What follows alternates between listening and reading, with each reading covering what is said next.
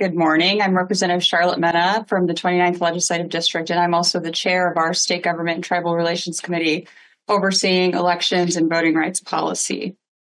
As representatives of the people, legislators have a duty to move democracy forward, to ensure that every voice is heard, that every vote counts, and that every community sees itself reflected in the halls of power.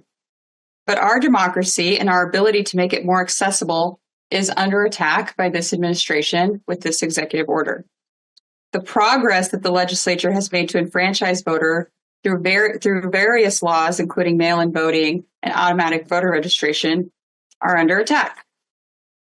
This executive order threatens millions of Washington voters. For me, the fight for voting rights is personal. My parents are Mexican immigrants. I grew up in the city of Pasco, majority Latino population. And despite growing up in an area where everybody looked like me, none of my elected officials did. It made government feel distant, and it made our needs feel insignificant. It wasn't until a federal Voting Rights Act case remedied the voter delusion in Pasco that we started to see a turning of the tide in representation.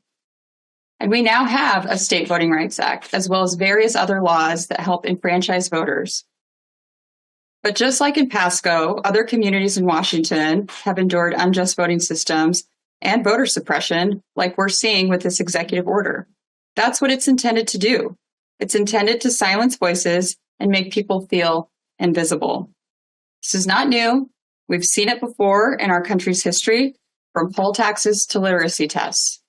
But the right to vote is given to citizens in the Constitution. It should not depend on how many obstacles you can overcome to cast your ballot.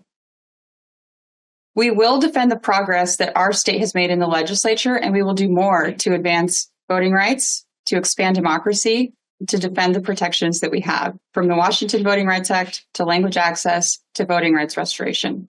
We'll stand with Attorney General Brown and Secretary Hobbs against this unlawful order today, and we will keep working to strengthen the laws we have now and keep working toward a truly representative democracy. Thank you.